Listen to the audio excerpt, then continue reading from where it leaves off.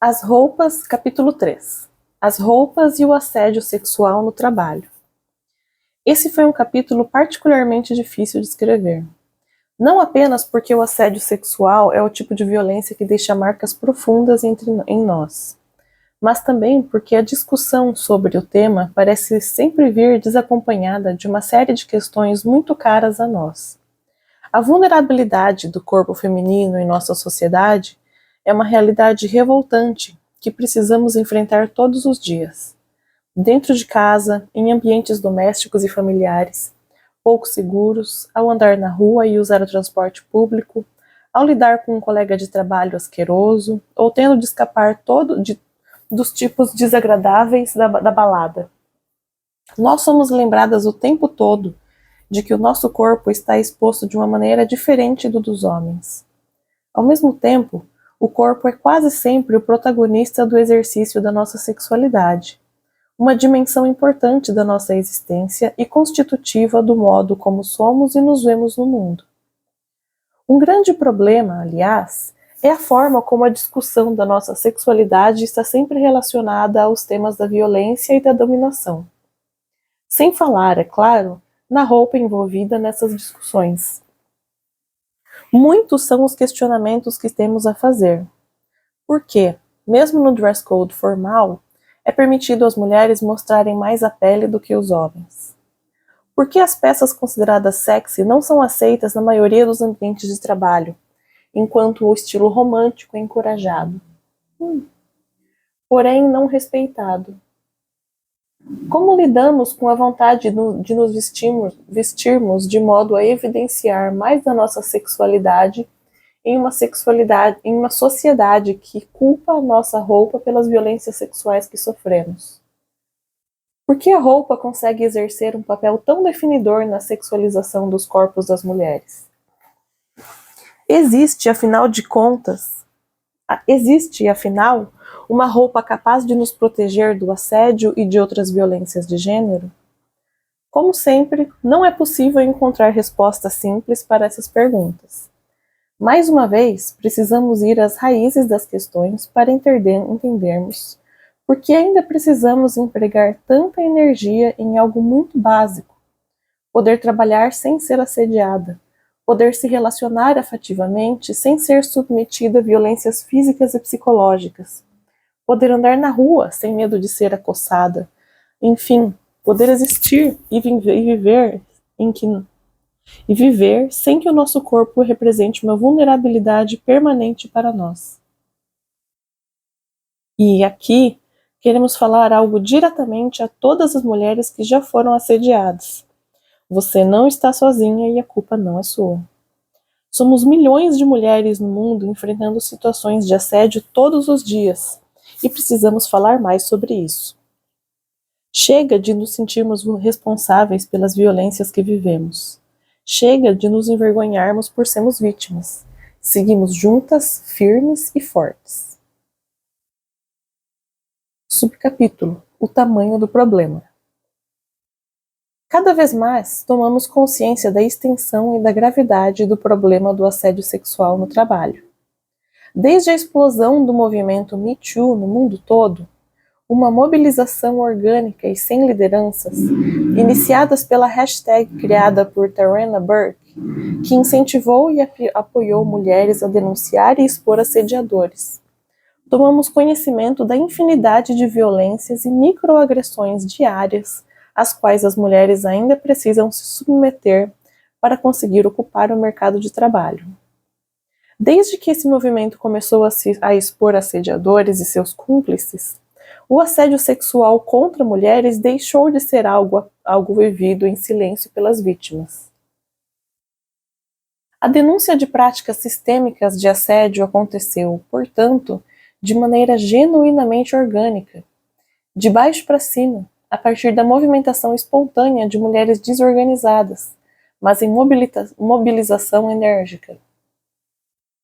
Um avanço importantíssimo que o hashtag MeToo trouxe foi a rediscussão a respeito das fronteiras entre o visível e o invisível na esfera pública, questionando e superando as práticas sociais típicas de uma sociedade machista.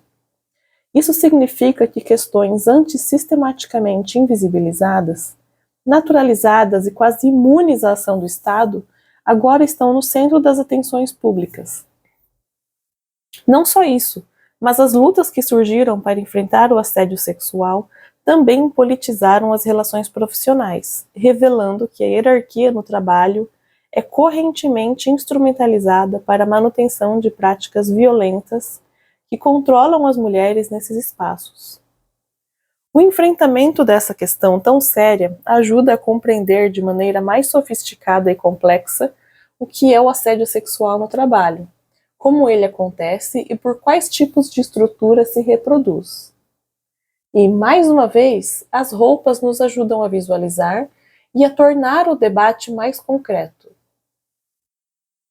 De acordo com a campanha Chega de Fio-Fio, realizada em 2013, no Brasil pelo Instituto Think Olga, 90% das mulheres já trocaram de roupa pelo menos uma vez antes de sair de casa por medo de sofrer assédio. Não porque somos neuróticas ou porque gostamos de superdimensionar nossas preocupações, mas porque moramos em um país onde 30% dos homens afirmam que a mulher que usa roupas provocativas não pode reclamar se for estuprada, de acordo com uma pesquisa conduzida pelo Datafolha em 2016. Pesado. Nós, mulheres, sabemos muito bem que o assédio não é um problema novo. Temos todas as experiências pessoais ou de conhecidas para compartilhar. Ou todas estivemos ou conhecemos uma mulher que esteve na posição de vítima de assédio ou importunação sexual, na rua ou no trabalho. Um estudo de 2020, intitulado O Ciclo do Assédio Sexual no Ambiente de Trabalho, realizado por meio de uma parceria entre o Instituto Think Eva e o LinkedIn, ouviu mulheres de diferentes raças e classes sociais no Brasil sobre o assunto. Os dados são estarrecedores, apesar de terem surpreendido um total de 0 mulheres. Entre as profissionais que foram ouvidas, 47% afirmam já ter sofrido assédio sexual no local de trabalho, e 78,4% alegaram que a dificuldade de atribuir responsabilidades e o medo de retaliação são as principais barreiras que impedem de denunciar os agressores. O medo, aliás, funciona como uma verdadeira mordaça para as mulheres vítimas de assédio. Não posso perder meu emprego, não quero sofrer ainda mais com retaliações vindas do meu superior e daqueles que o protegem. Não quero que minha família saiba, não vão acreditar em mim. Também é difícil confiar no sistema judiciário como caminho possível para o endereçamento do assédio sexual ou de outros crimes sexuais. Em especial nesse último caso, é uma decisão muito difícil buscar no judiciário uma solução para a dor da vítima, uma possível reparação para a violência sofrida. Sabemos que a palavra da vítima quase sempre é desacreditada, que a estratégia de defesa vai ser humilhá-la e levantar dúvidas sobre seu depoimento. Em casos de crimes sexuais, frequentemente é a vítima que acaba sendo julgada e exposta. É preciso muita coragem para denunciar um crime desse tipo, e é uma grande violência demandar que essa coragem de mulheres que já estão fragilizadas pelos abusos que sofreram. É uma tarefa urgente construir caminhos para que a prevenção do assédio sexual e de todos os outros crimes contra a dignidade sexual seja a regra e a sua responsabilização seja efetiva, sem revitimização. E não se trata apenas de ter ou não coragem. Ao decidir denunciar um assédio no local de trabalho, as mulheres encontraram outra dificuldade. De acordo com 63,8% das participantes da pesquisa, as empresas em que atuam têm políticas ineficientes, quando sequer tem alguma para endereçar o assédio. Infelizmente, a falta de responsabilização por comportamentos inapropriados ainda hoje é comum em ambientes em que há homens em posição de liderança e funcionárias geridas por eles. É por isso que afirmamos que o assédio sexual deve ser propriamente propriamente entendido como uma violência de gênero, ou seja, como parte de um conjunto de práticas que se apoiam tanto na assimetria de poder típica das relações de trabalho, quanto na posição da mulher nessas relações. É evidente que essa assimetria não começa nem termina no mundo do trabalho, e que também é afetada por outras estruturas de poder. Evidentemente, nós experimentamos as violências de maneira distinta. Gênero, raça, classe e outros marcadores da diferença determinam como o assédio sexual aterriza no corpo de cada mulher. O fenômeno do assédio sexual, contudo, e sua manifestação generalizada é um caso indiscutível de experiência de dominação masculina que atinge mulheres em diferentes posições sexuais, sociais. E, nesse sentido, é um problema coletivo generalizado, pois todas as mulheres podem experimentá-lo. Via de regra, onde há mulheres trabalhadoras e homens em posição de chefia, muitas vezes há abuso. Nenhum meio ou indústria é especialmente tóxico para mulheres. Quase todos o são de maneira bastante intensa. É muito comum ouvirmos de mulheres que o ambiente de trabalho em que estão inseridas é tóxico para com o seu gênero. E é raro ouvirmos delas que se sentem seguras e satisfeitas. Atrizes em grandes emissoras, advogadas em escritórios de renome, trabalhadoras domésticas e copeiras, juízas e desembargadoras, professoras do ensino infantil, fundamental, médio. E, mais uma vez, a roupa não é responsável pelo assédio e não pode nos proteger. Ainda que sim, com frequência, a gente use roupa como uma espécie de armadura e escolha peças que de fato dificultem a ação de um assediador. Isso é muito importante de ser dito e reforçado, porque muitas vezes nós, mulheres, atribuímos a violência e as microagressões que sofremos no ambiente de trabalho à nossa escolha de vestimenta. Pode até ser que não acreditamos que a roupa tenha sido responsável pelo assédio, mas também pensamos que se vestir de maneira sexy significa, de alguma maneira, tentar se aproveitar do mecanismo de sedução para conquistar crescimento profissional. E aqui fica uma provocação. Não estariam os homens fazendo isso também, mas passando ilesos? A sedução masculina para a ascensão profissional não passa pelo corpo, mas nem por isso deixa de existir.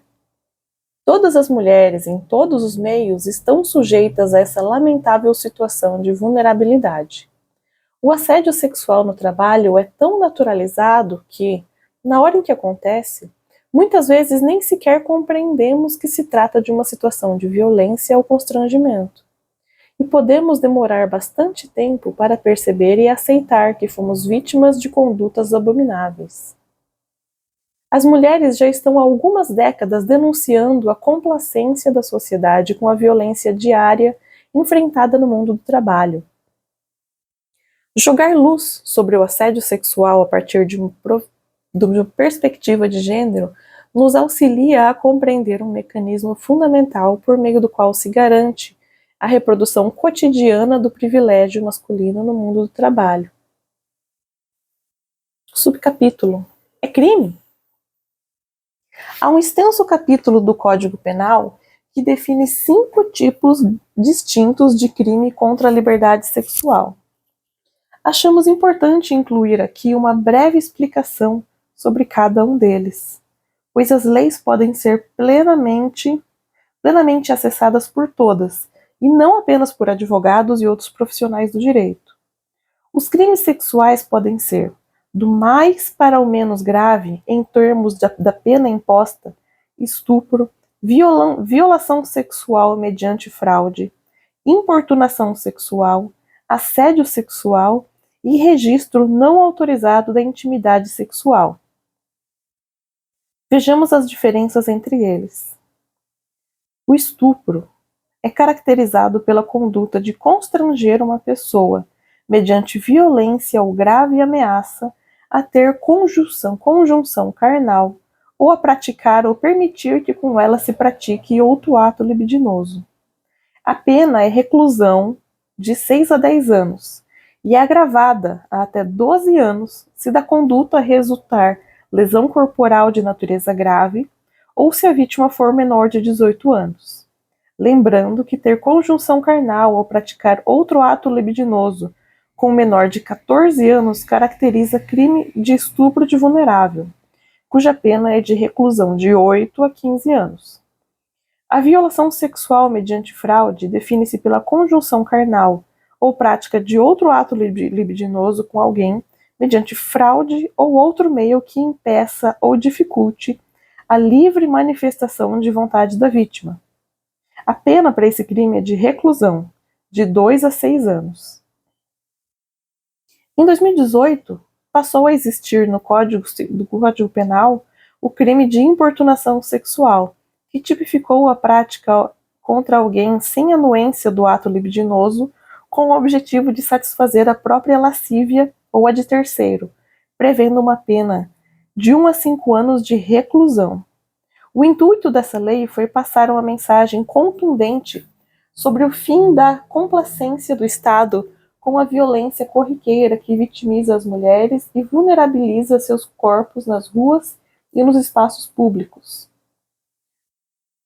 Uma nota da narradora.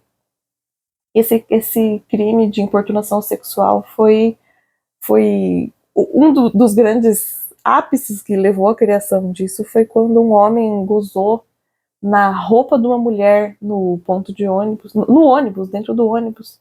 E ela foi para a delegacia e o pessoal não sabia como que classificava isso, porque não era estupro, não era um tipo de agressão, mas era de natureza sexual. É muito interessante a história dessa lei. Tem um podcast do Mamilos que fala sobre isso.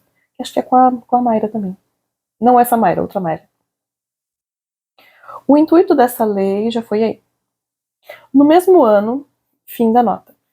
No mesmo ano também foi tipificado o crime de exposição da intimidade sexual, caracterizado pela conduta de reproduzir, fotografar, filmar ou registrar, por qualquer meio, conteúdo com cena de nudez ou ato sexual ou libidinoso de caráter íntimo e privado sem autorização dos participantes. A pena prevista é de detenção de 6 meses a 1 ano. Por fim, o assédio sexual é definido como constrangimento de alguém com o intuito de obter vantagem ou favorecimento sexual, prevalecendo-se o agente da sua condição de superior hierárquico ou ascendência inerentes ao exercício de emprego, cargo ou função. A pena é de detenção, de 1 a 2 anos. Na linguagem jurídica, constranger significa impor a alguém um comportamento contra sua vontade. Isso é, alguém é constrangido quando faz algo ou se submete a algo de que não gostaria, a que não seria escolhido fazer ou se submeter. Perceba que violência ou grave ameaça não é um requisito para o crime de assédio sexual. Tentar beijar à força, agarrar sem consentimento e usar qualquer forma de violência para satisfazer a própria lascívia são condutas que caracterizam crimes sexuais mais graves, como importunação sexual e até mesmo estupro. É também relevante lembrarmos que, apesar de não existir o crime de violência doméstica, juridicamente, a violência doméstica é um contexto específico que torna mais grave o cometimento de crimes já previstos, como ameaça, injúria e lesão corporal, que garante instrumentos protetivos específicos para mulheres nessa situação. A Lei Maria da Penha fez com que a discussão sobre a violência de gênero avançasse bastante, muito. Desde 2006, a lei define 5 formas de violência comumente cometidas no ambiente doméstico: física, emocional, psicológica, patrimonial e moral. O que sinaliza para a complexidade de todas as situações de violência que envolvam relações de gênero. E como estamos falando de crimes, queremos aproveitar para fazer uma ressalva sobre o sistema penal. A justiça criminal é apenas um dos vários possíveis caminhos para a responsabilização de assediadores, e nem sempre o mais adequado ou efetivo. Qualquer discussão sobre estratégias de responsabilização que não reconheça o racismo estrutural nas nossas instituições punitivas vai acabar por fortalecer uma engrenagem que só enxerga mulheres brancas como vítimas e homens negros como criminosos. Apostar no sistema de justiça criminal como o único instrumento de reconhecimento de assediadores é arriscar que se invisibilizem vítimas mulheres negras e indígenas, e também possibilitar a criminalização seletiva de homens negros e a total desresponsabilização de homens brancos. Fim do quadro. Mesmo conhecendo a definição legal correta, é fundamental que a gente trate o assédio para além das fronteiras jurídicas. Isso significa compreender esse tipo de violência como uma intrincada trama de comportamentos e práticas que contribuem para um ambiente de trabalho hostil e tóxico. Por isso, precisamos entender o assédio sexual para além da sua definição no Código Criminal, Civil ou Trabalhista, compreendendo-o em um sentido mais ampliado e de maneira mais complexa. Até porque o tipo penal que temos hoje deixa bastante a desejar. Inclusive, as mulheres enfrentam problemas sérios para obter responsabilização criminal do assediador justamente por causa da forma como o crime está definido. Como vimos desde o primeiro capítulo, em termos de questões de gênero, o direito está sempre para trás e, às vezes, nem sequer consegue acompanhar os passos da história.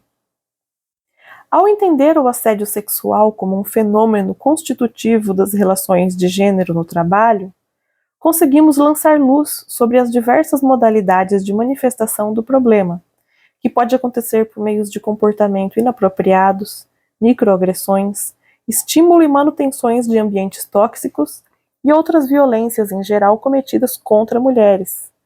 O comentário sobre o decote ou o comprimento da saia, a piadinha totalmente sem graça com conotação sexual, o constrangimento de dar em cima de alguém que não está interessado, etc. Reconhecer que o assédio sexual não é apenas uma ação específica que acontece em um tempo determinado, mas também um conjunto variado de práticas que se combinam de maneira sustentada, é um passo fundamental para seu enfrentamento efetivo. No entanto, a visibilidade do tema é relativamente recente. No mundo jurídico, então, é quase uma novidade. O crime começou a fazer parte do Código Penal brasileiro em 2001. O próprio assédio sexual, o próprio termo assédio sexual, existe há pouco tempo, apesar de o fenômeno ser mais antigo que andar para trás. O termo em inglês sexual harassment, apareceu no mundo apenas em 1977, em um precedente da Suprema Corte estadunidense. O primeiro caso, aliás, é horroroso. Uma bancária que era obrigada a transar com seu chefe toda vez que ele demandava, sob a ameaça extensiva de que perderia o emprego se não o fizesse. Nessa ocasião, a bancária não tinha conseguido caracterizar a violência nas instâncias inferiores porque, aparentemente, o fato de você ser estuprada diversas vezes seria uma prova de que não houve estupro. Show de bola! Insira aqui seu suspiro de exasperação, seu grunhido de raiva ou seu gemido de ânsia de vômito. Puta que pariu, né, galera? A grande jurista feminista Catherine MacKinnon participou do julgamento e escreveu uma opinião técnica para a corte, sendo uma das responsáveis para a criação do termo e de seu tratamento legal.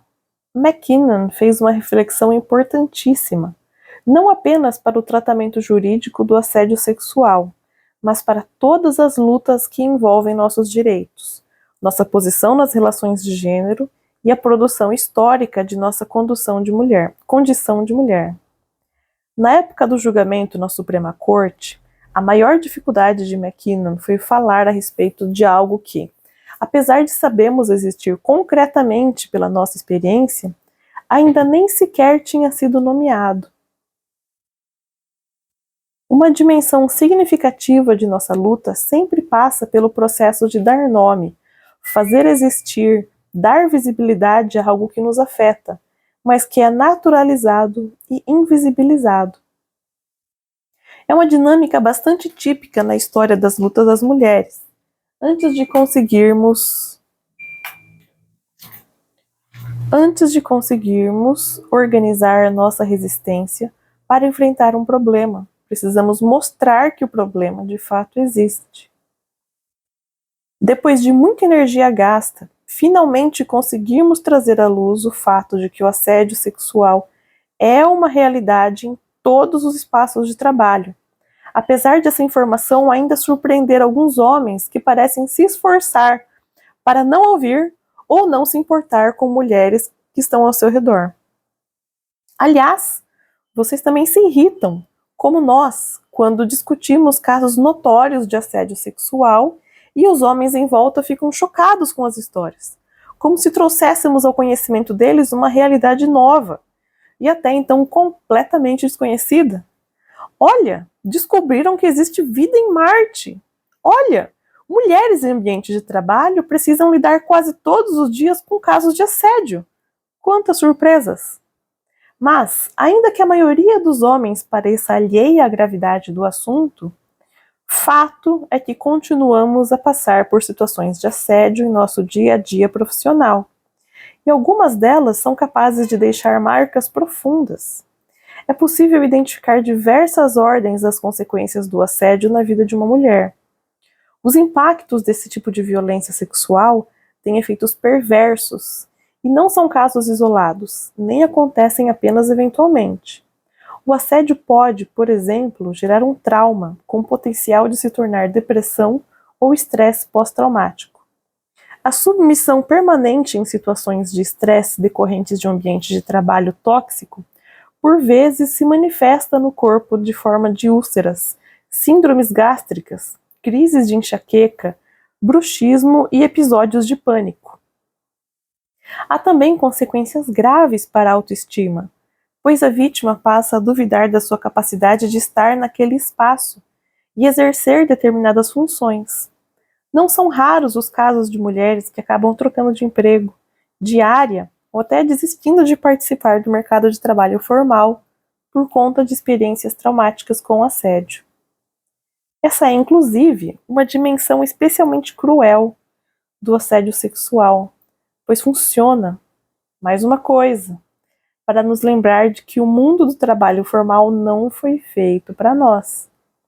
Para nós, mulheres, ocupar esse espaço é um constante exercício de remar contra a maré. Por vezes, conseguimos quase tocar, de tão concretas, as estruturas que não nos deixam sair do espaço doméstico. Em quase todos os meios profissionais, quanto mais avançarmos em nossas carreiras, mais somos lembradas de que daquele universo não nos quer por ali. Por esse motivo, tentamos sempre provar, para todos ao redor e para nós mesmas, que temos, sim, condições de estar ali e que somos profissionais competentes, embora tudo isso seja muito exaustivo. Início de um quadro. Você trabalha em um ambiente tóxico? Nós acreditamos que todos os locais de trabalho, empresas, escolas, escritórios, universidades, repartições, organizações ou instituições precisam assumir a responsabilidade pela criação de ambientes seguros e dignos para as mulheres. É preciso que a responsabilidade pelo enfrentamento da prevenção do assédio seja institucionalizada. Isso tem de fazer parte do trabalho dos gestores e das lideranças. Enquanto o combate ao assédio depender da coragem individual das mulheres que são vítimas e decidem denunciar e enfrentar ambientes de trabalho extremamente hostis e inseguros às mulheres, continuarão a existir. Contudo, como um assédio é uma trama complexa de situações que se repetem, ele pode se tornar corriqueiro e até banal, levando à sua invisibilidade. Sabemos que os episódios de assédio sexual são repetitivos e progressivamente mais graves, caracterizados por uma crescente toxicidade do ambiente de trabalho. São vários os fatores decisivos que contribuem para a manutenção das práticas de violência. Todos eles são mais ou menos enraizados em estereótipos de gênero, os quais mantêm homens e mulheres em posições de autoridade e submissão, respectivamente. Por isso, preparamos aqui uma lista rápida para a checagem do seu ambiente de trabalho. Dê uma olhada e convide suas e seus colegas a refletir a respeito do tópico. Organize-se para cobrar internamente os seus superiores a ter responsabilidade por essa questão. Quanto mais falamos sobre assédio, mais conseguimos dar visibilidade à prática e superar a sensação de isolamento que ele impõe às vítimas. 1. Quem costuma falar ou ser ouvido em reuniões? São pessoas diversas e representativas da sociedade? Espaços tóxicos desestimulam a fala das mulheres e de homens e mulheres negros. E o silêncio dessas pessoas em reuniões pode indicar problemas no ambiente. Nota da narradora é aquele teste do pescoço que dizem para você analisar se é um ambiente racista ou não, que você olha em volta e você vê se tem mulheres, se tem pessoas negras, se tem... Não, do racismo é para ver se tem só pessoas negras ou pessoas brancas. E aí você faz isso, dá uma olhada em volta, pergunta, cadê as mulheres? Cadê os negros? Cadê os homossexuais? Cadê todo mundo? Essa é uma forma bem... Isso estragou o Senhor dos Anéis pra mim. Que não tem mulher. Fim da nota da narradora. Há mulheres e pessoas não brancas participando ativamente das tomadas de decisão? Um local de trabalho em que apenas homens brancos decidem está longe de ser desejável. 3. Qual o tom das piadas e brincadeiras que acontecem no dia a dia? Podemos aprender muito sobre o ambiente de trabalho a partir do tipo de comentários permitidos ali. Piadas homofóbicas, machistas ou racistas indicam um índice de toxicidade alto. 4. As pessoas estão adoecendo? É comum que o assédio seja somatizado pelas vítimas em problemas de saúde. 5. A carga de trabalho é compatível com as demandas decorrentes do trabalho doméstico e de cuidado que talvez muitas das mulheres tenham de realizar? Quanto mais invisível for a dimensão do trabalho reprodutivo nos ambientes de trabalho, mais tóxicos eles serão. 6. Há alguém que pareça se aproveitar de sua posição, além da sua posição de poder, para constranger colegas, em especial sexualmente? Por mais que o desenvolvimento de relações afetivas no ambiente de trabalho seja normal, é preciso entender se as trocas se dão de maneira respeitosa, consensual e simétrica. 7.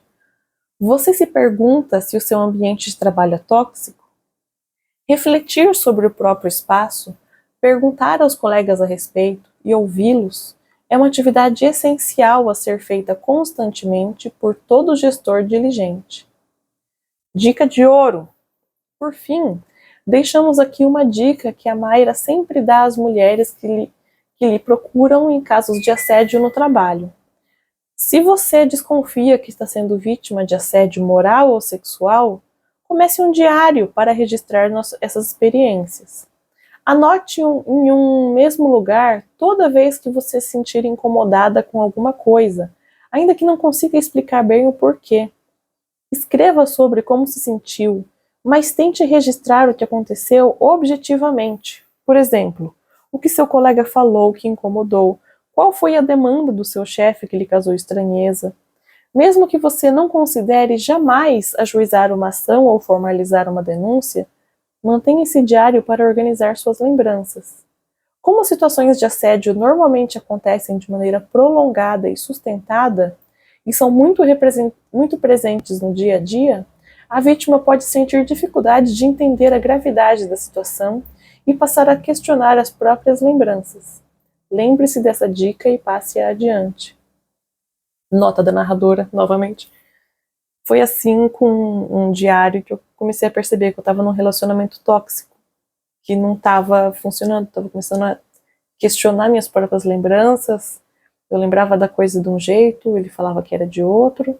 Quando eu comecei a gravar tudo, mandei e-mails para mim mesma, eu salvava no rascunho do meu e-mail, eu voltava e eu lia e falava, olha, foi assim mesmo, eu colocava a data, o que falou, o que eu senti, o que eu achava que tinha que acontecer e como aconteceu.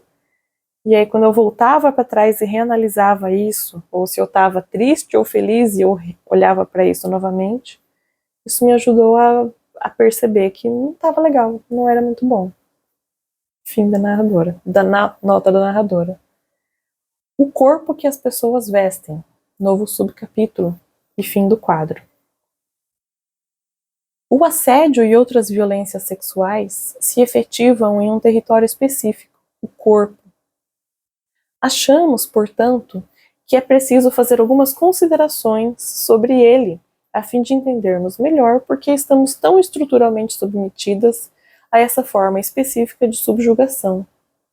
Uma das discussões mais intensas do ponto de vista teórico e mais desafiadoras do ponto de vista prático é justamente sobre o corpo. Quando falamos sobre roupa, é evidente que discutimos também o corpo e as possíveis abordagens dele. Afinal, toda roupa veste um corpo. A definição de corpo parece meio óbvia.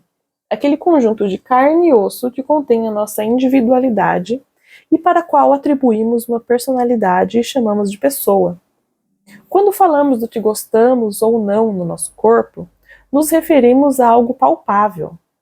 Adoro o meu colo, acho que meu nariz está em harmonia com o meu rosto. Minhas pernas são bonitas demais para ficarem escondidas em uma calça. Da mesma forma, toda vez que progredimos em alguma atividade física, conseguimos fazer coisas que antes não conseguíamos. Ou, ao contrário, toda vez que por alguma razão, ainda que momentânea, perdemos a capacidade de fazer algo com o nosso corpo, entendemos perfeitamente o que o corpo significa.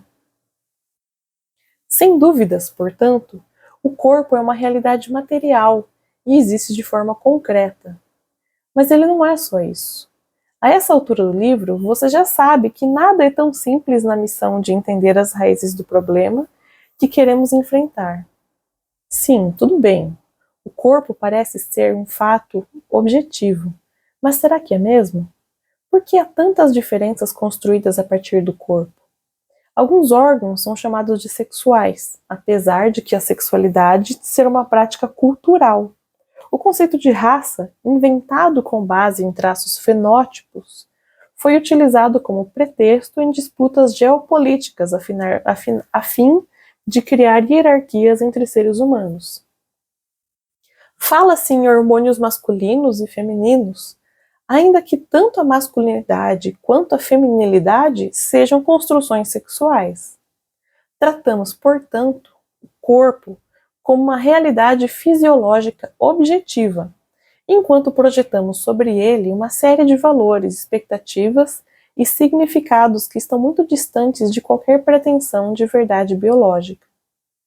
Se, por um lado, é inegável que o corpo possui uma dimensão de evidente existência material, concretamente observável pelos sentidos, também é bastante óbvio que há uma série de fabricações culturais e ideológicas associadas a ele, as quais decorrem apenas de elaborações intelectuais que parecem trabalhar para legitimar assimetrias sociais e hierarquias entre indivíduos.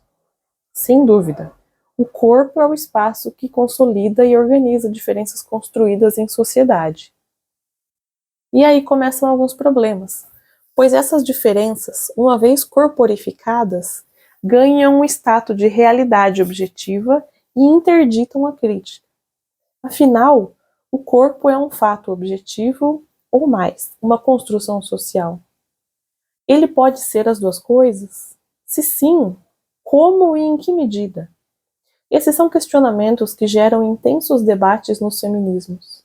Em cada geração, aparecem noções diferentes do que é o corpo e como devemos conceituá-lo e mobilizá-lo dentro de cada teoria e para cada luta.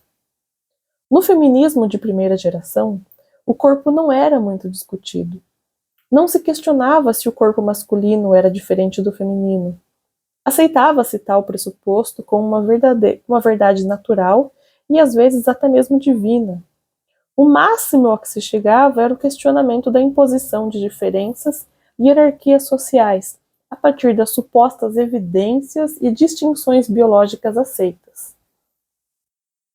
É a partir dos anos 1960 e do feminismo de segunda geração, em especial depois do desenvolvimento do conceito de gênero, nos anos 1980, que o corpo começa a ser repensado. Com a teoria do sistema sexo-gênero, que diferenciou o chamado sexo biológico dos papéis de gênero socialmente construídos, o corpo passou a ser analisado como um espaço em que importantes disputas políticas acontecem. A ideia é que não existe apenas um corpo natural, uma verdade biológica objetiva e absoluta. Todo corpo é uma realidade biológica que se combina e se transforma também a partir de uma construção social, ou seja, um pouquinho dos dois. Quando chegamos ao feminismo de terceira geração, o corpo se torna uma realidade discursiva. Pois é, uma ideia bem doida, mas filosófica. Para algumas feministas contemporâneas, sobretudo depois da gigantesca influência de Judith Butler, a existência de um corpo natural é impossível.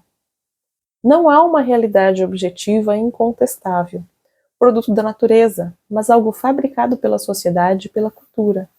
Qualquer corpo passa a ser uma criação discursiva feita por nós.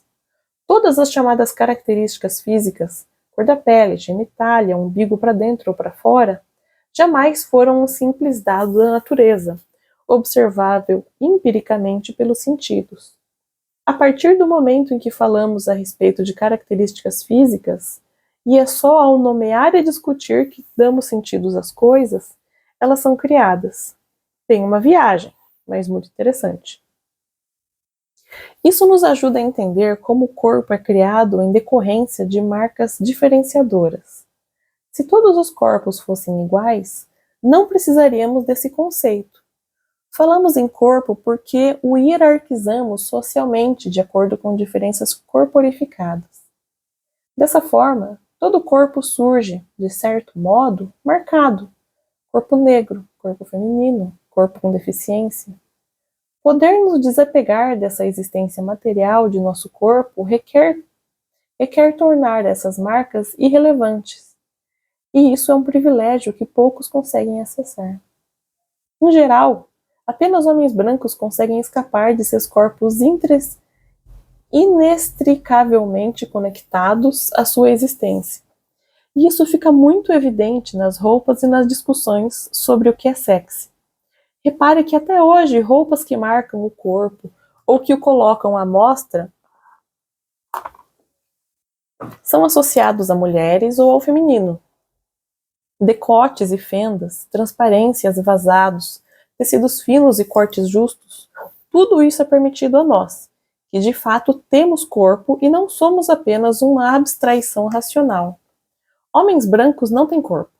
A fruição plena de sua condição humana está exclusivamente relacionada à razão e aos atributos não físicos, como inteligência e coragem. Subcapítulo: A cultura do estupro. É provável que você já tenha escutado essa expressão alguma vez. Ela costuma aparecer em discussões como a do assédio sexual e tem origem nos campi universitários estadunidenses na década de 1960, durante o auge do pensamento feminista de segunda geração. As mulheres, que começavam a ocupar com mais força os espaços de produção formal de conhecimento, também passaram a reivindicar culturas de análise que fossem capazes de refletir as especificidades de suas experiências. As diversas formas de violência relacionadas ao corpo das mulheres são reflexos de uma mesma estrutura que precisamos desconstruir. Quando vemos, por exemplo, que há muitas semelhanças entre dinâmicas de assédio sexual e as de violência doméstica, começamos a perceber que isso não é mera coincidência. Afinal, como vimos no primeiro capítulo, a separação entre casa e o trabalho foi construída de forma artificial durante a modernidade, como garantia de manutenção do acesso exclusivo dos homens aos espaços públicos e do confinamento da mulher aos espaços domésticos. Portanto, sabemos que as relações entre o mundo produtivo e o reprodutivo são muito mais de interdependência do que de autonomia. Produtivo e reprodutivo são muito mais de interdependência do que de autonomia. A nós parece que as práticas de assédio sexual são tão presentes e difundidas de maneira contínua justamente porque os assediadores compartilham com outras formas de violência baseada em gênero, um leque de instrumentos que vulnerabilizam as mulheres e protegem os agressores. Além disso, a naturalização de práticas violentas nas relações interpessoais com marcas de gênero se dá por meio da construção artificial de espaços privados, ainda que em ambientes públicos. Isso é, o assédio sexual de um superior hierárquico contra uma secretária é simbolicamente apresentado como um flerte e posto como se fosse um tema privado, que não diz respeito a ninguém mais além das pessoas envolvidas. Se quisermos de fato enfrentar o assédio sexual, precisaremos, portanto, tal qual fizemos com a violência doméstica, romper as barreiras que invisibilizam determinadas relações e começar a expô-las em toda a sua brutalidade. Início de quadro: a estagiária do homem mais poderoso do mundo. Nossa, pesado. Todo mundo que viu o Brasil ser tetracampeão conhece também um nome que parecia ser onipresente no ano de 1998, Mônica Lewinsky. Em 1995, quando tinha 22 anos e era estagiária na Casa Branca, Lewinsky se envolveu num caso com o então presidente dos Estados Unidos, Bill Clinton, 27 anos mais velho que ela.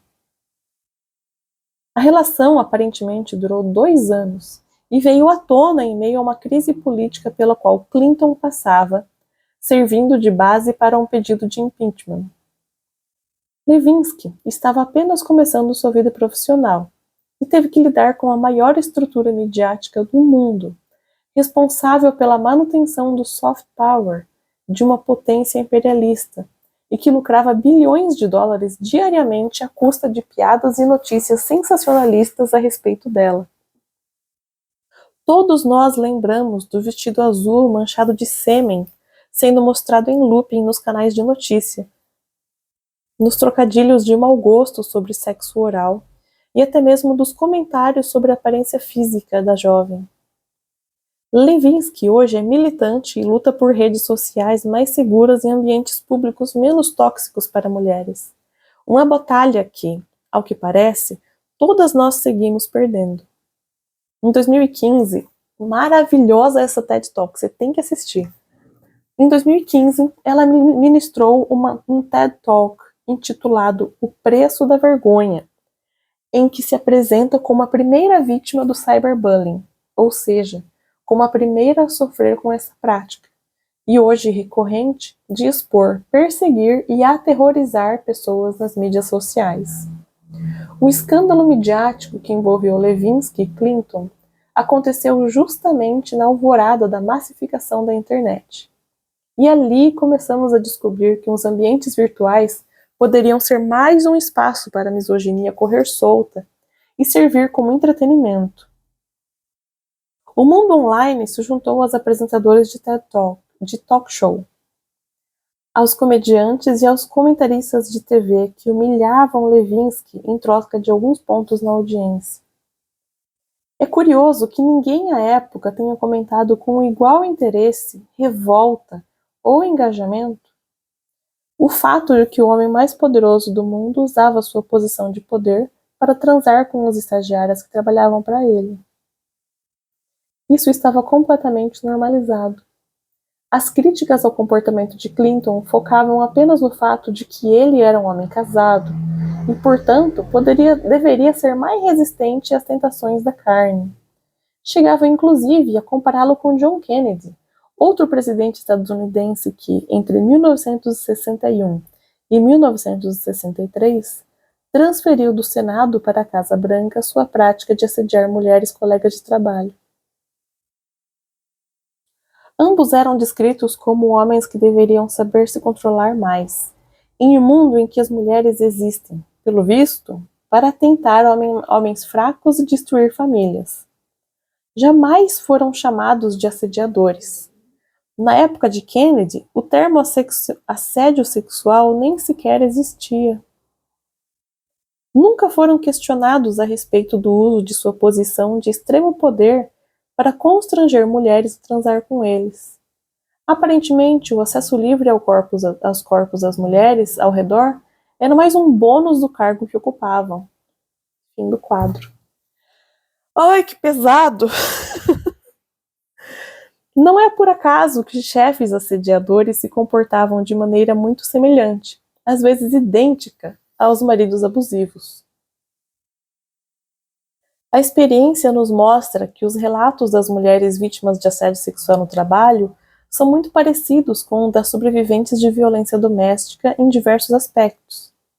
O sentimento de culpa e vergonha por estar naquela situação é comum nos dois casos, bem como os motivos pelo quais as vítimas demoraram para buscar ajuda ou para denunciar.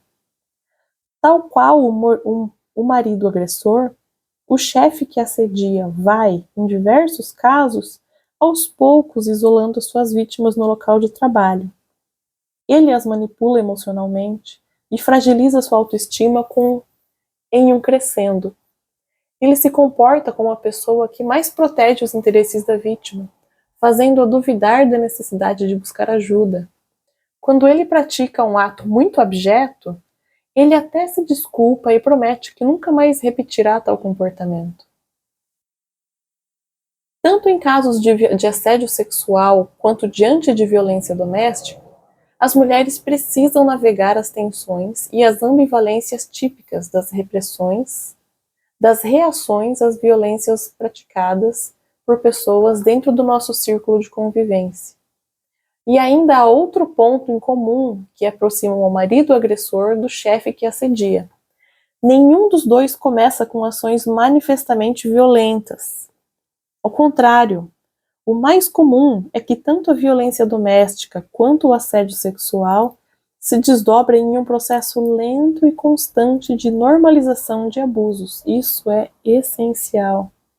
Aos poucos, ambos vão construindo um ambiente de trabalho ou doméstico em que os limites são testados e ultrapassados, por meio de um repertório de escusas que conhecemos bem.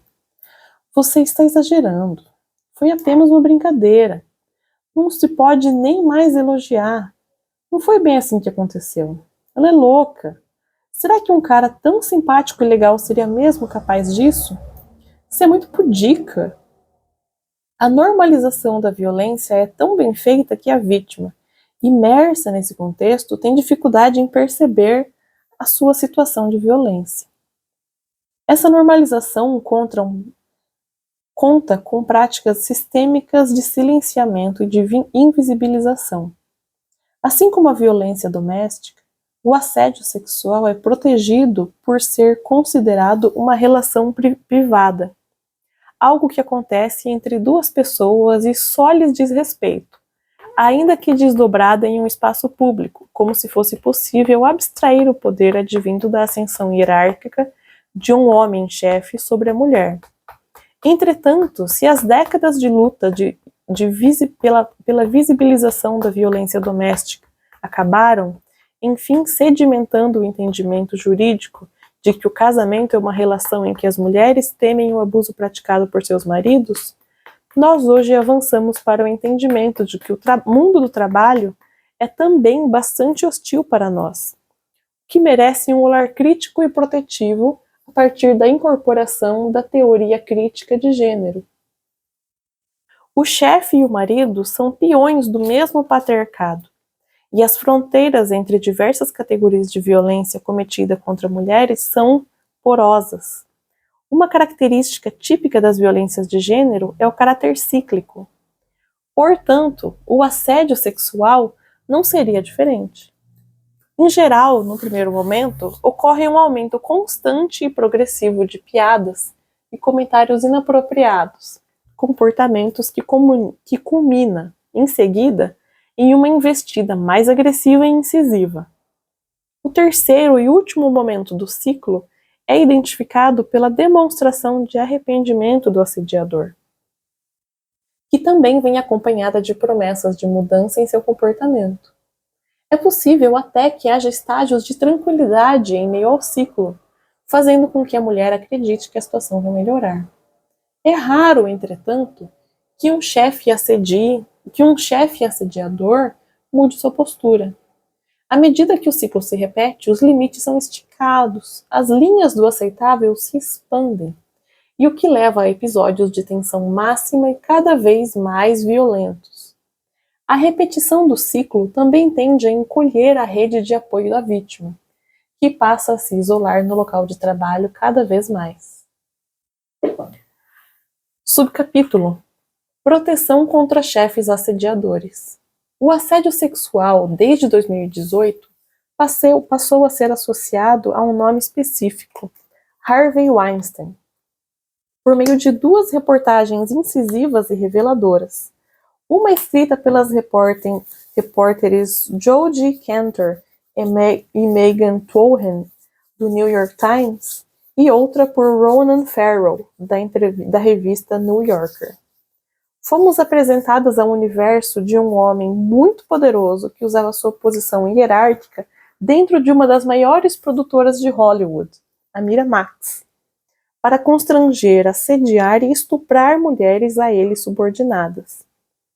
O paradigmático caso de Harvey Weinstein e a força das relações de assédio sexuais cometidas em série por ele incentivavam a exposição de centenas de outros assediadores e nos apresentaram com detalhes o modus operandi de um chefe abusador típico.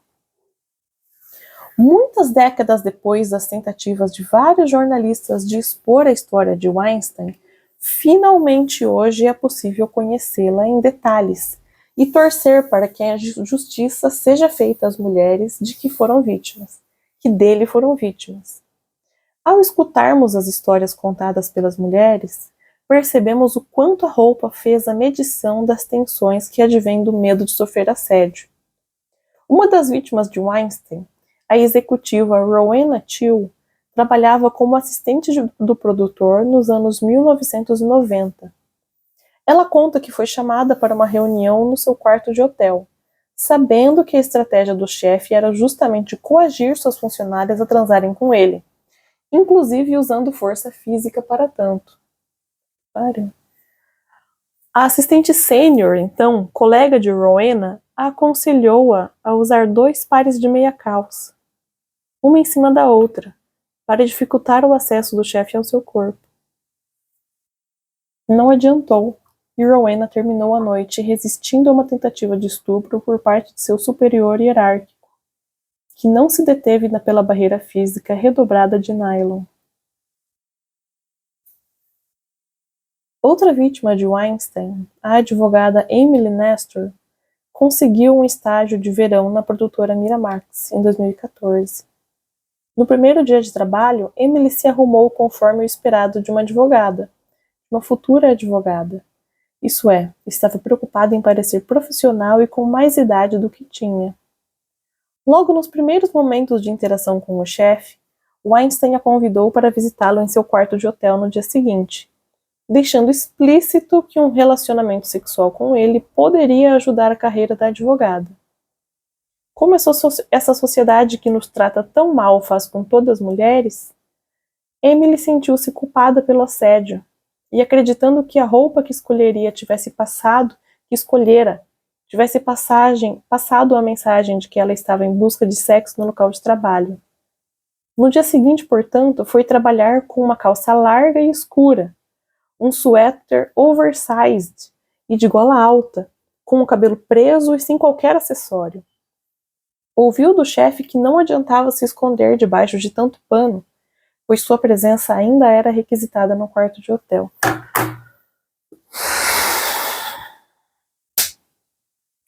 É isso. A advogada de Weinstein, Donna Rotuno, em entrevista ao New York Times, durante o julgamento criminal de seu cliente, contou um pouco sobre a estratégia de defesa. De acordo com ela, Weinstein não teria cometido qualquer crime porque as mulheres teriam se beneficiado das relações sexuais forçadas por ele. A tese da advogada era que as mulheres haviam consentido em trocar sexo por avanços na carreira. Falar em consentimento nesse contexto nos faz lembrar de Hobbes, que, ao inaugurar a teoria contratualista moderna, lá no século XVII, explicou que as pessoas são livres para escolherem aderir ou não ao contrato social. Quem não quisesse aderir, teria a opção de morar em uma ilha deserta. Assim fica fácil falar que a escolha é livre, não é mesmo? Quem não quiser, que se retire da sociedade. Da mesma forma, no caso do assédio sexual, se sua carreira está prejudicada, se seu sustento está sob risco, não se pode falar em consentimento. Nossa escolha não é livre se as opções são aceitar transar com um cara de quem não queremos transar ou não ter oportunidade de trabalhar com o que desejamos. Importante ressaltar que o assédio é comumente apoiado por assimetrias de gênero, colocando mulheres em posição de vulnerabilidade. Eis alguns exemplos de condutas que podem caracterizar o assédio moral com relação a uma colega de trabalho, listados no Conselho Nacional do Ministério Público. Retirar sua autonomia, contestar a todo momento as suas decisões, sobrecarregá-la, retirar o trabalho que normalmente competia a ela, ignorar sua presença, dirigindo-se apenas aos demais trabalhadores, passar tarefas humilhantes, falar com ela aos gritos, espalhar rumores a seu respeito, não levar em conta seus problemas de saúde, criticar sua vida particular, evitar a comunicação direta com ela, adotando exclusivamente vias indiretas de comunicação, como e-mail, bilhetes ou terceiros, isolá-la fisicamente, para que ela não se comunique com os demais colegas, desconsiderar ou ironizar injustificadamente suas opiniões, retirar funções gratificadas ou cargos em comissão, impor condições e regras de trabalho personalizadas a ela, diferentes das que são cobradas dos demais, mais trabalhosas ou mesmo inúteis, delegar tarefas impossíveis de serem cumpridas ou que normalmente são desprezadas pelos outros, determinar prazo desnecessariamente curto para a finalização de um trabalho, não atribuir atividades a ela, deixando-a sem quaisquer tarefas a cumprir, provocando uma sensação de inutilidade, de incompetência, ou colocando-o em uma situação de humilhante frente aos demais colegas de trabalho, manipular informações, deixando-a de repassar com a devida antecedência necessária para que ela realize as atividades. Vigiar excessivamente apenas ela, limitar o número de vezes e monitorar o tempo que ela se permanece no banheiro, fazer comentários indiscretos quando ela falta ao serviço, advertir arbitrariamente, divulgar boatos ofensivos sobre sua moral, instigar seu controle por outro colega, determinando que um trabalhador tenha controle sobre o outro fora do contexto da estrutura hierárquica, espalhando assim a desconfiança e buscando evitar a solidariedade entre os colegas. Visto isso, é fundamental, portanto, considerarmos o tamanho do desequilíbrio de poder ao qual as mulheres ainda estão submetidas no local de trabalho. Nem sempre é fácil tomar uma atitude em uma situação de assédio, e a cobrança de mulheres nesse sentido é um grande desserviço à nossa luta. Uma das ideias conservadoras mais perversas que circulam contra as mulheres, aliás, é que o assédio só acontece com mulheres que não se dão ao respeito. Isso simplesmente não é verdade. A própria ideia de mulheres que se dão ao respeito reproduz o machismo estrutural que precisamos com urgência combater. Passou da hora, portanto, de pararmos de responsabilizar as vítimas de assédio pela violência que sofrem. E se isso já parece bastante óbvio, precisamos ainda avançar bastante para que de fato desconstruir essa culpa nas nossas relações e estratégias, a fim de enfrentamento. Nas nossas estratégias a fim de enfrentamento. A afirmação é falsa também, porque mulheres não ficam passivas às violências que sofrem, mas reagem a elas, mesmo sabendo que assumem sérios riscos ao fazê-lo.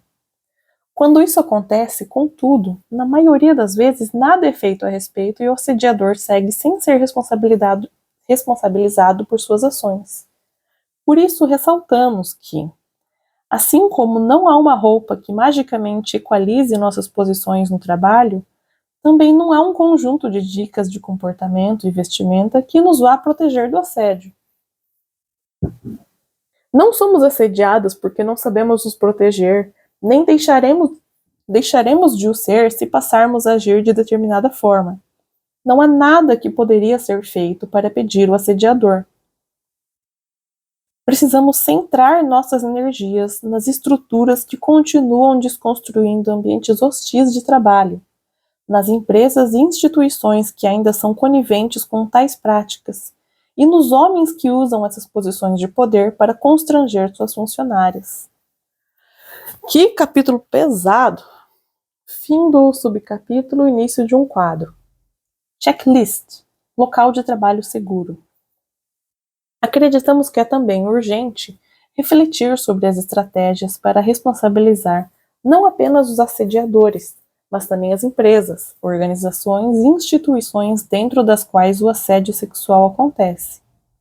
O compromisso com o enfrentamento dessa prática predatória deve ser institucionalizado em todos os espaços. Existe um checklist bem básico para que empresas, instituições e organizações apliquem em seu ambiente de trabalho a fim de estabelecer espaços seguros e dignos para as mulheres. Essas coisas existem no seu local de trabalho? Será que há caminhos possíveis para que as mulheres nesse ambiente se organizem para demandar a implementação do checklist? Nada mais potente que a mobilização coletiva dos trabalhadores. A organização pode ser facilitada quando feito ao redor de pautas específicas, com demandas bem estabelecidas.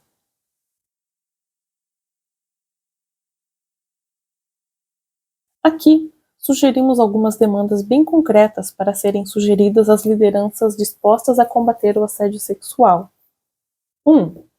Criação de um canal de denúncia, ou ao menos a identificação evidentemente estabelecida de quem vai receber eventuais reclamações. 2. Criação de um fluxo procedimental por escrito, oficializado em normativa interna, sobre os encaminhamentos de reclamações. 3.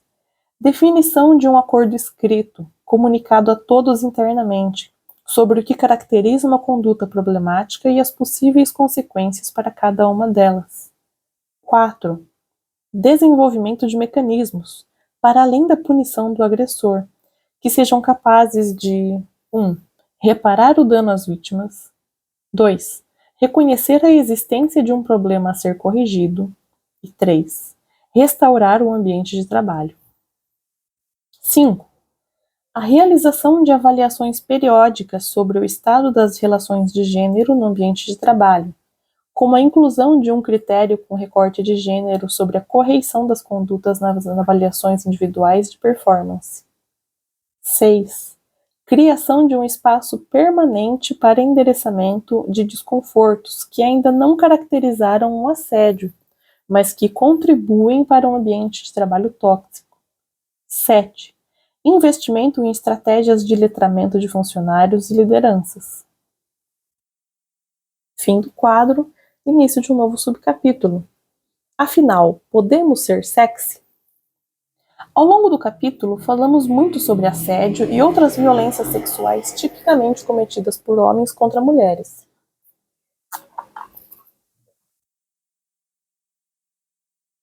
Mas gostaríamos de fechar o debate mudando o foco para a expressão da nossa sexualidade e seu exercício livre e autêntico.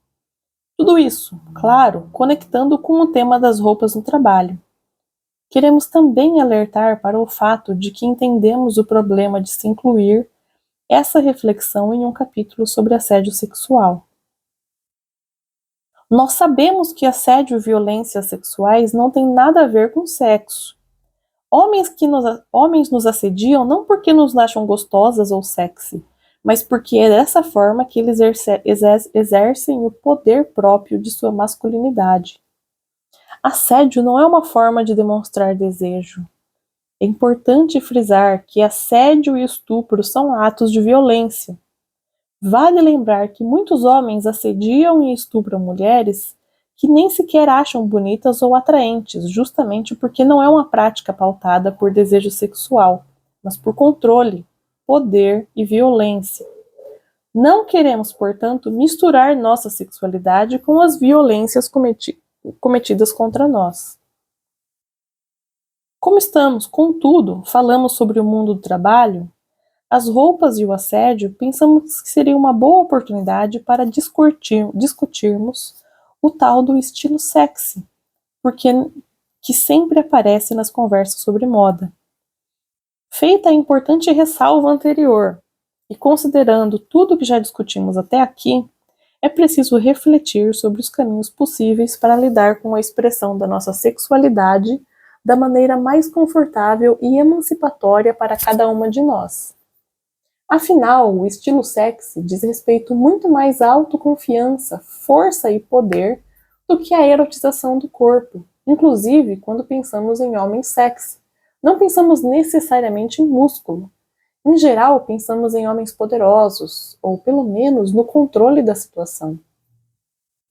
E talvez seja essa coragem de se expressar sexualmente que incomode tanto os homens e seja um motivo de resistência em ambientes profissionais. Se pensamos sobre o que é um homem sexy e por que é tão distinto da definição de sexy que se faz das mulheres, começamos a perceber como essa caracterização é perpassada por questões além do sexo e do erótico.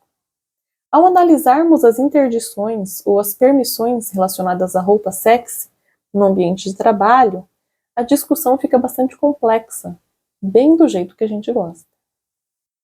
Vimos no primeiro capítulo como a sexualização do pecado original contribuiu para a subjugação das mulheres e legitimou as práticas da Inquisição.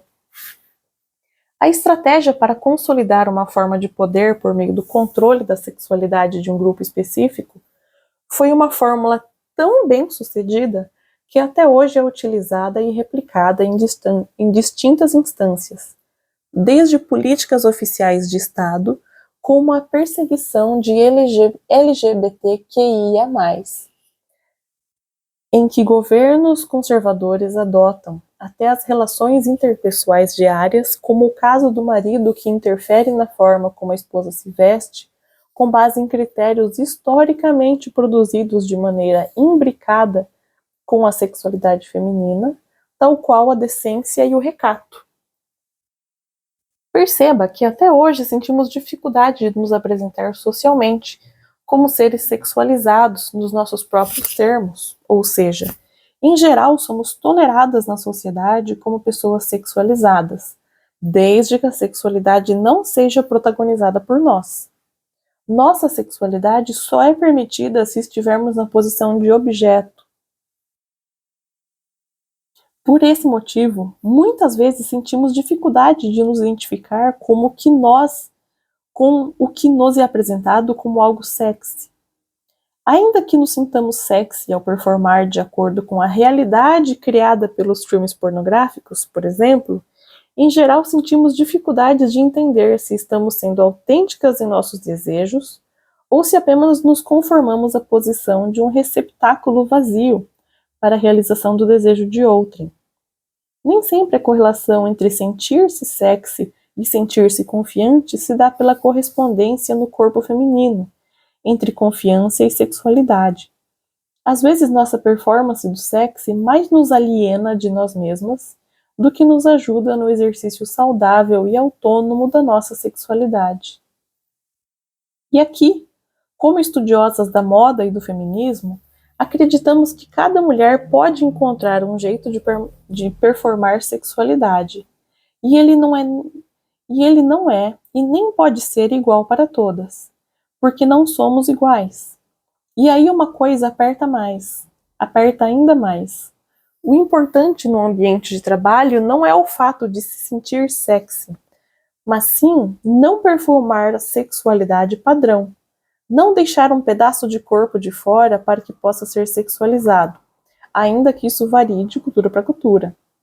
Ninguém vai proibir você de usar, por exemplo, uma blusa que marque a cintura.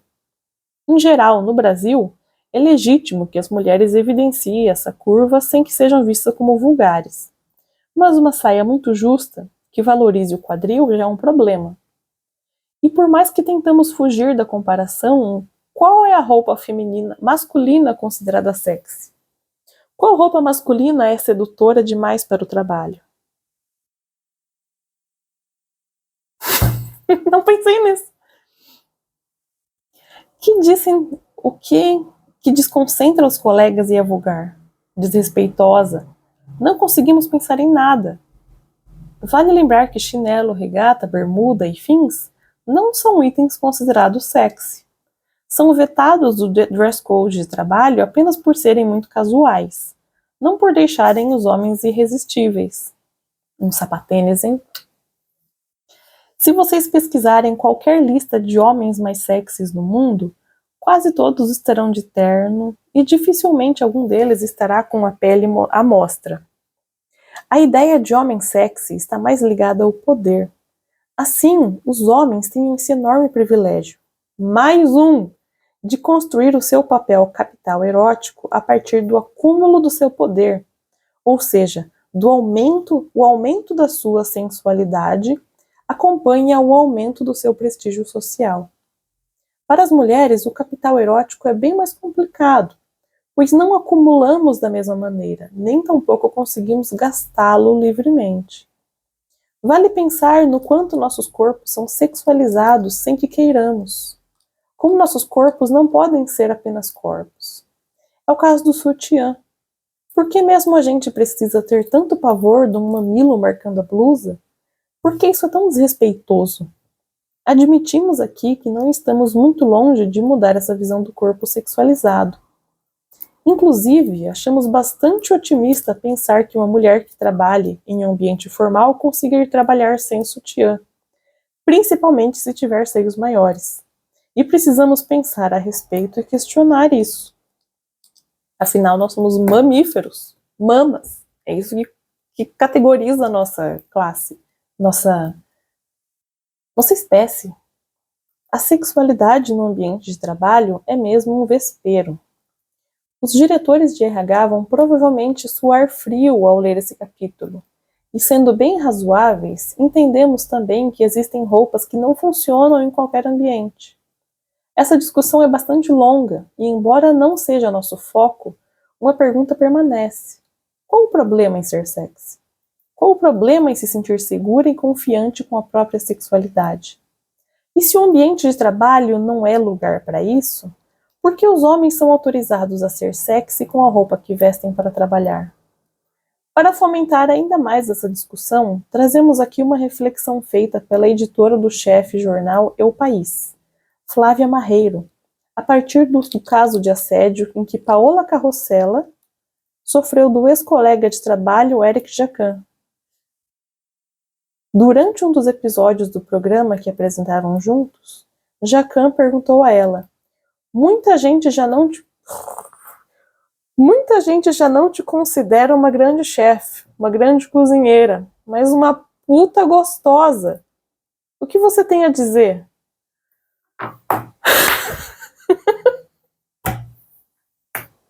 Você já viu a cara do Jacquin? Ai, ai. Ai, ai. Nossa, eu me senti suja lendo isso. Carrossela então respondeu: Eu sou as duas coisas. Eu sou uma mulher bonita e sou uma grande cozinheira. Vontade de parar de ler.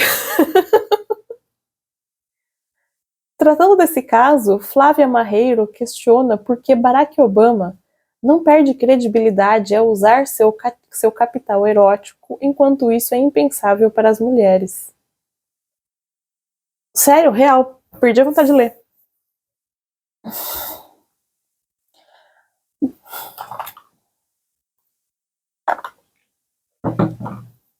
Basta pensar que a era Obama é marcada por muito carisma em um consenso de que o ex-presidente dos Estados Unidos sempre usou seu charme para conquistar de um jeito ou de outro os eleitores. E o que falar do primeiro-ministro canadense Justin Trudeau, que explora sem pudores sua sensualidade, inclusive fazendo flexões em sua mesa de trabalho na frente dos fotógrafos da imprensa? Qual que é o nome da política do PSOL? A Manuela Dávila, que não pode de forma alguma parecer sexy de forma nenhuma, não pode ter peito, não pode ter nada, porque senão ela vai estar sensualizando e as pessoas não vão perceber o que ela está falando. Aqui há uma marca inegável da diferença entre mulheres e homens que assumem cargos de poder. Às mulheres nem sequer é permitido sorrir, se divertir. Vejamos os exemplos da ex-presidente do Brasil, Dilma Rousseff, da chanceler alemã Angela Merkel e da ex-deputada gaúcha Manuela Dávila, todas mulheres preocupadas em não ser deslegitimadas pelo charme, pela simpatia, pelo capital erótico. Pensemos nos homens. O ex-presidente Lula fala com orgulho em entrevistas sobre seu tesão. O príncipe William estampava capas de revistas para adolescentes. O presidente da Rússia, Vladimir Putin, tira fotos cuidadosas mostrando o torso desnudo. Não sei como soa para vocês, mas aqui, para nós, os homens têm tido mais permissão de se divertir e seduzir. Vou parar de ler por enquanto.